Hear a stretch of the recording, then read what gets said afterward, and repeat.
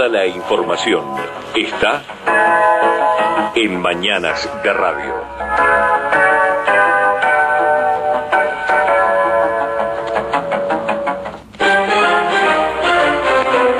A partir de este momento, Radio Centenario de Uruguay y su conductor periodístico, Yuri Iribarne, tienen el agrado de presentar para la gran audiencia latinoamericana las reflexiones y el análisis político, económico y social sobre la realidad mundial del profesor y sociólogo estadounidense James Petras.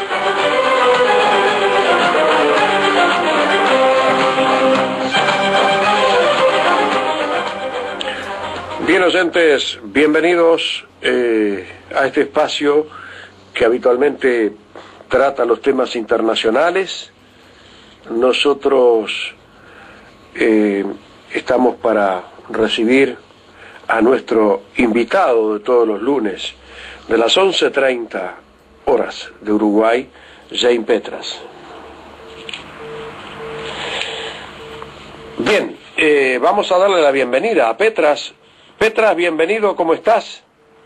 Estamos muy bien, Churi, un día soleada y con mucha felicidad y saludando los amigos y amigas allá en Montevideo.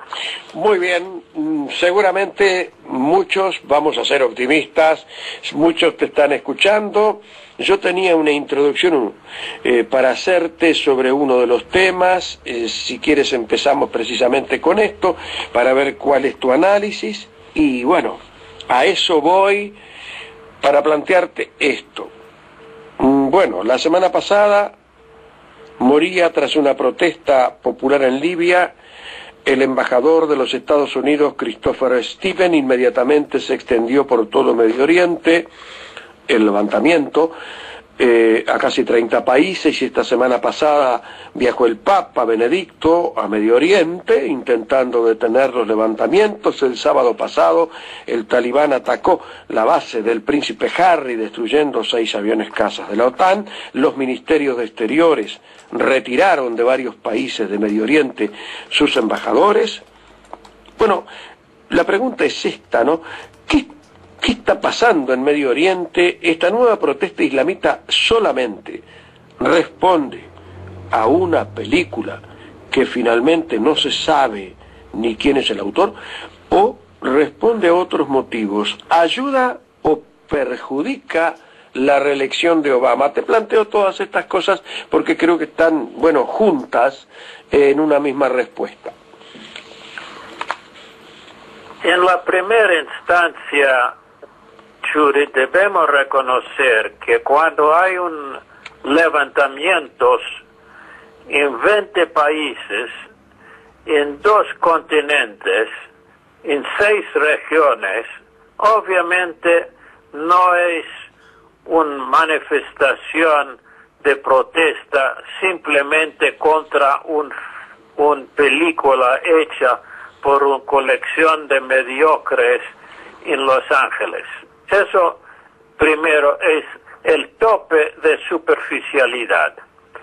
Hay que analizar lo que está pasando en los últimos 10 años en los países musulmanes, donde los Estados Unidos y Europa, con el respaldo de los despotismos monárquicos en el Golfo y con Israel, el Estado judío sionista, han destruido un arco de países, empezando con Irak y Afganistán, Somalia, Yemen, Libia, Siria, con bombas cayendo en varios países que no tienen nada que ver con la amenaza de los Estados Unidos.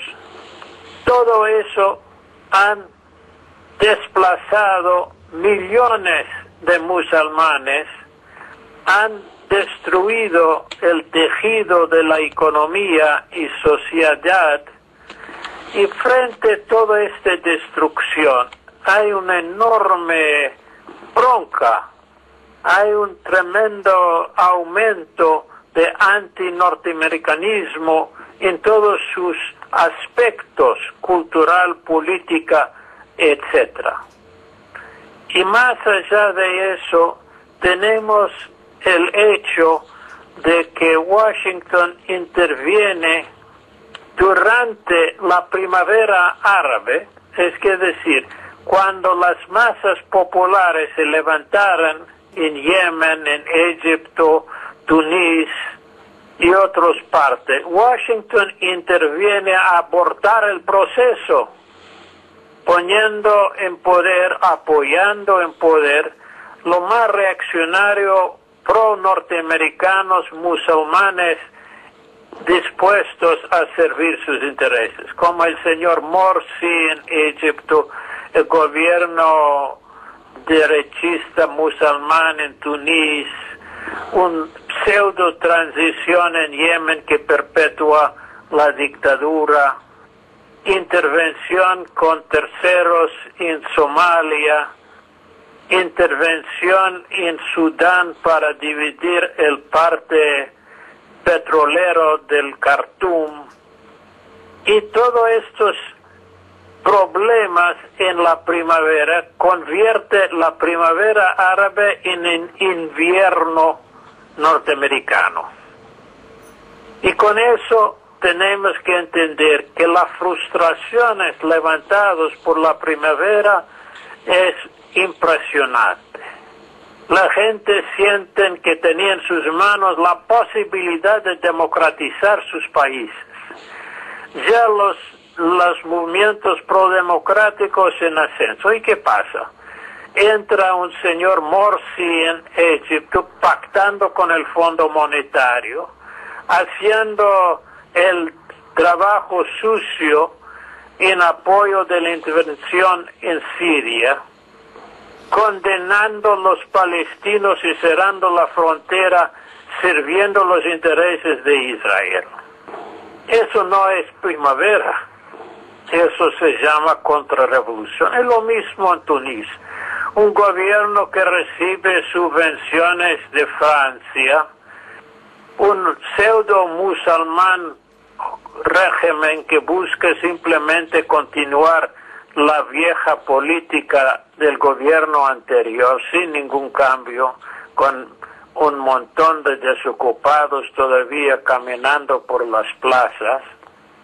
Eso tiene sus resultados en este gran ola de protesta. Hablamos de Pakistán ayer con más de 100,000 manifestantes quemando banderas. Pakistán han sufrido más de 500 bombardeos de los drones, matando familias, personas en bodas, supuestamente atacando los talibanes o lo que sea, los afiliados de talibanes, y forzando el gobierno títere de Pakistán a lanzar grandes campañas contra las áreas de la frontera, desplazando 2 millones de pakistanes. Y estos pakistanes vuelven a sentarse en los grandes suburbios de las grandes ciudades, donde se puede ver los resultados en estas grandes protestas. En otras palabras, esta protesta, si es cierto que el detonante puede ser la película, esta desgracia contra el profeta, pero atrás de eso, por la profundidad y extensión de la protesta, no se puede explicar nada de la bronca, de la continuación, de la agresión, la violencia. Eso tiene sus raíces en la destrucción, intervención imperial. Y hay que decirlo, la intervención norteamericana y europea es destruir, no está colonizando estos países. No hay petroleras que están entrando en gran escala y extrayendo riqueza y generando estabilidad. No, han fomentado grandes conflictos internos, hay destrucción de la economía, desplazamiento de todo el sector científico, profesional, productivo. Lo que queda en Irak, lo que queda en Libia ahora son bandas armadas, fundamentalistas, delincuentes, traidores que vienen de Francia, Inglaterra, personas que tienen poco raíces en el país. Por eso es caos total.